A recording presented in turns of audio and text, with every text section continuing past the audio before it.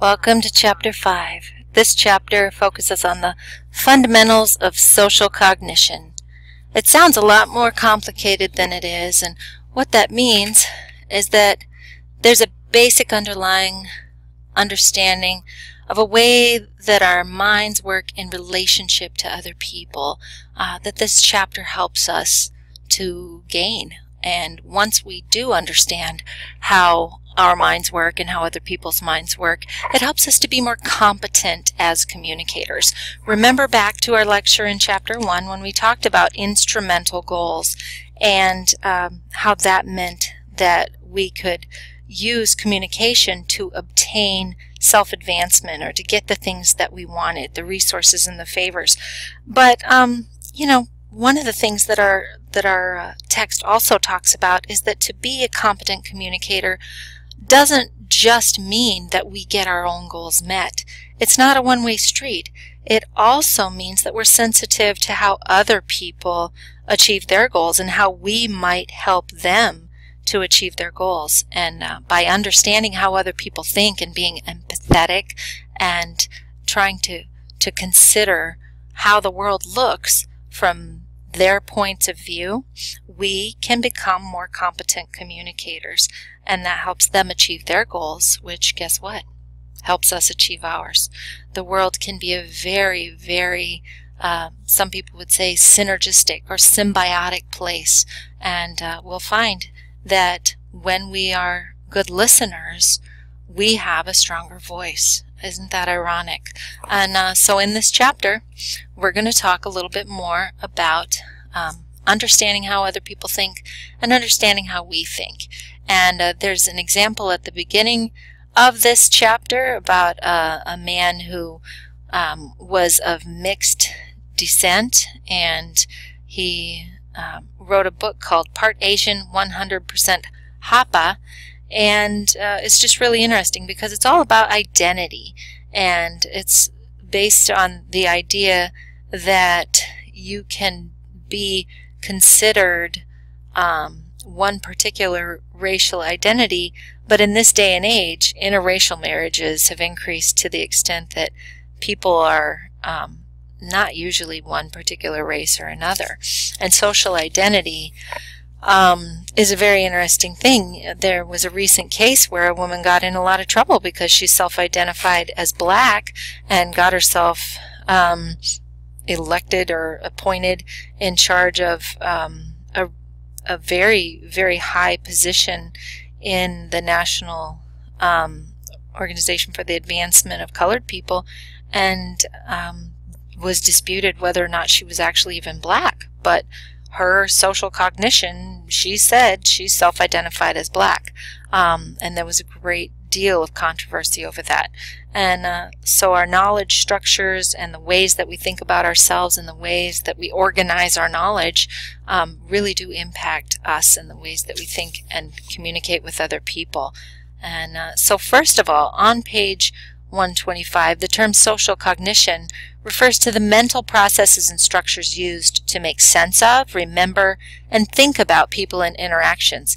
And you can see how important that would be to interpersonal communication, because first of all, the ways that we make sense of the information that we're given, the ways that we structure or organize or recall the information we're given, that's going to make a huge determination about how we treat people and how we talk to them and how we hear the things that they say.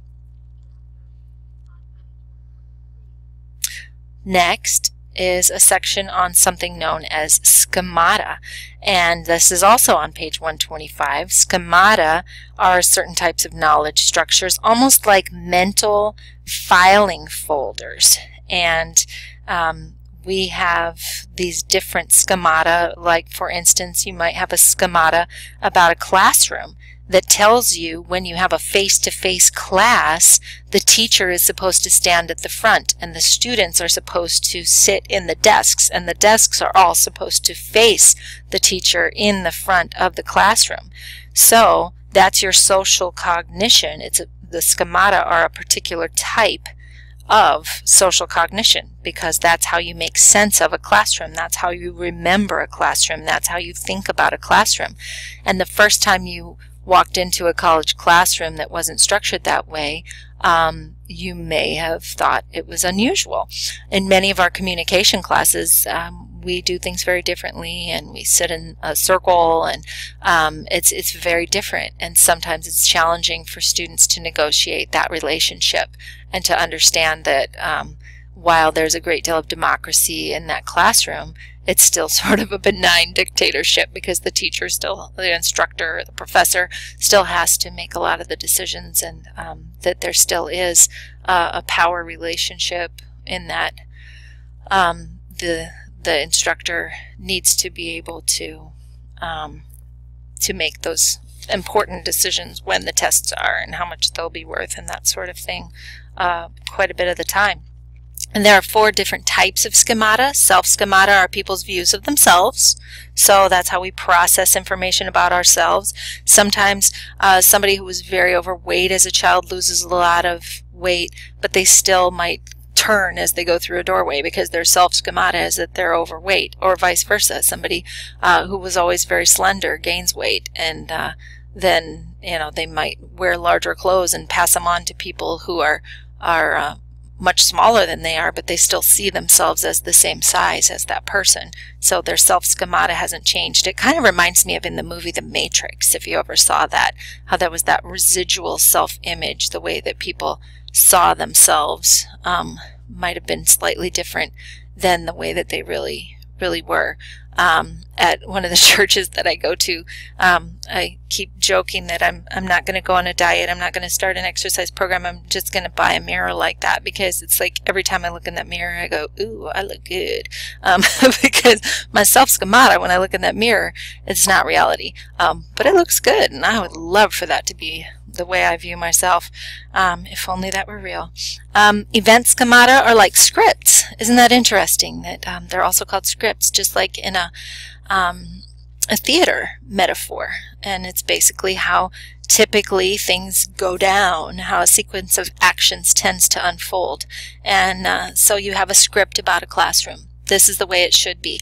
I know sometimes in this class, people were surprised when there were assignments that were due that weren't populated in the D2L calendar, because they might have a script that they think in an online class, the D2L calendar is going to tell them everything. And in my script for a class, the student always has to get a hold of the syllabus on day 1 and look at the schedule and do what the schedule says. And D2L may or may not be a good resource for every detail, and in my classes it's not, as figured out. Role schemata, that's like that, who's in charge, and are there power differences in relationships, what's appropriate behavior based on different social categories.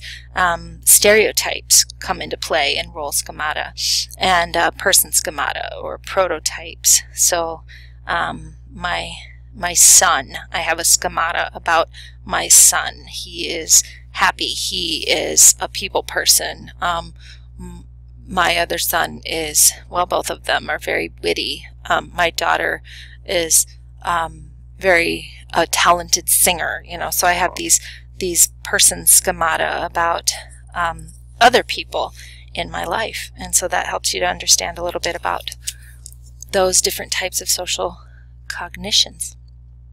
Next, we have a slide about 4 important cognitive processes that come into play in our communication, and this is our final slide for this lecture. And these processes are interpersonal expectancies, attributions, person perception, and stereotypes. And then we'll talk just briefly about the online world, and I'll try to wrap it up quickly. So interpersonal expectancies, or this also deals with expectancy violation. It says that expectancies guide our communication with others because we think people are going to or should communicate with us in a certain way. And when they don't, if it's better than we expected, then we evaluate them higher. If it's worse than we expected, then we evaluate them lower. And that's a very useful theory. It kind of reminds me of the Pygmalion effect, and that's mentioned here on page 127 in your text.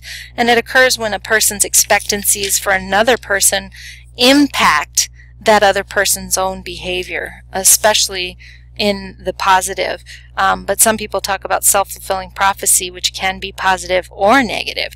And so, for instance, if I expect my kids to misbehave, and they might think, oh, I'm just gonna screw up anyway, I might as well, you know. And so it can be a self-fulfilling prophecy because there's a false definition of the situation. And if you've ever seen movies like Pretty Woman or She's All That, or older movies like I can't think of the one, Just You Wait, and Reagan's Just You Wait, My Fair Lady, that's what it is. You know that the person was treated as if they were a higher stature socially than they were, and they started acting like it, and then they actually changed, and they became more confident, and that led them to have a better life. And that's a situation that exemplifies interpersonal expectancies. Attribution theory deals with the way that we assess causes of behaviors, and it's really interesting because we attribute intentions for behaviors differently for ourselves than we do for other people. In fact, on page 134 it talks about the actor-observer bias, that we have a tendency to see our own behaviors as less negative overall than other people's actions. And we also tend, in this attribution theory, or this fundamental attribution error, to assume other people's actions are caused by internal reasons, and our actions are caused by external reasons, at least if they're negative. Like, you're speeding because you're a jerk. I'm speeding because I have somewhere important to be. You know, so our attributions are somewhat self-serving a lot of the time, the way that we consider the causes of people's actions. Person perception is discussed on the bottom of page 135, and that's our attempt to determine what other people are like and whether we like them. So that can be an important goal for us, but it's not one that we're going to spend a whole bunch of time on because it's very similar to schemata. And then stereotypes. One of the most important things about stereotypes is that we do tend to place people in categories, and stereotypes can actually help people process information. They're not always negative. In fact, I can have a positive stereotype about, for instance, certain groups of people being really good at things.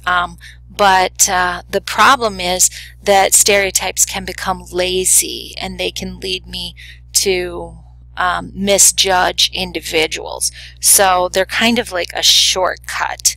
And so when categories are about people and based on membership in a group, they're called stereotypes.